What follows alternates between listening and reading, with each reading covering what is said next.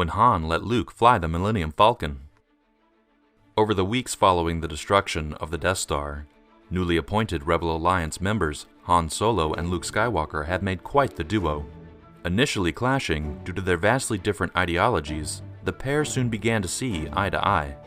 So much so that the former farm boy was granted permission to pilot the all-too-precious jewel of Han's crown, the Millenium Falcon.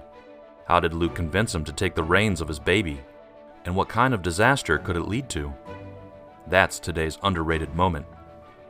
"Come on, Han, you gotta let me," Luke begged. The two rebel fighters stood proudly on top of a rocky cliff, overlooking the success of their latest mission. After Han lost some of the rebellion's supply budget in a game of sabacc, they worked tirelessly to get it back.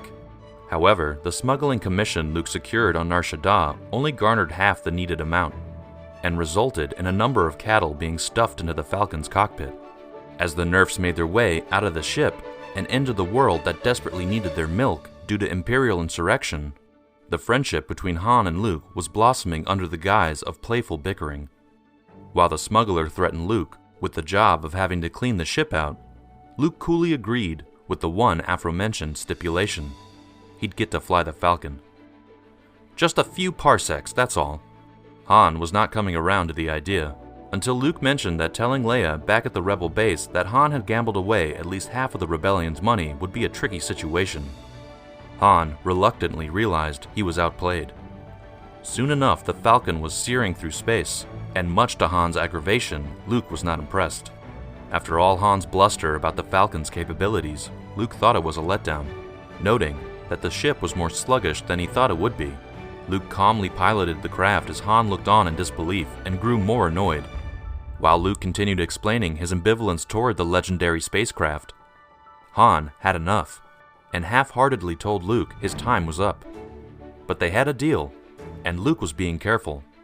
So, the unlikely duo kept sailing through the emptiness, with Han every now and then telling Luke to watch out for the likes of asteroids and debris. Though the two might have bickered, with Han's temper being slightly shorter than Luke's, this activity was a clear sign that these two warriors, who under any other circumstances would probably be enemies, were forming a closer friendship.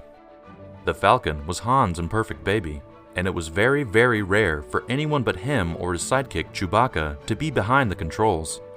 It had only been a few short weeks since the two were sitting in the same cockpit leading very different lives. And anytime Luke would try to help navigate, his hands would get carelessly batted away by Han. But that was then. It felt like it was almost a lifetime ago, when Luke was nothing more than a farm boy full of dreams and Han a smuggler trying to cheat his way out of everything with no allegiances. In their short time thrust together in the rebellion, they had indeed taught each other a lot, and were just as skilled and powerful as each other, just in different ways. But as they carefully careered through space at the steady hands at the soon-to-be Jedi, the realization that this was a very rare occurrence in his beloved ship started to melt away in Han's mind. He was finally starting to see Luke as an equal, something just a few short weeks ago no one would have thought possible. It could have been the bombing raid he led on the Death Star, the bravery he showed in the fighting pit at the hand of Gracchus the Hutt, or simply his loyalty to his friends that caused Han's new perspective. But most likely, it was that the smuggler had found someone on his level, a warrior in a new world.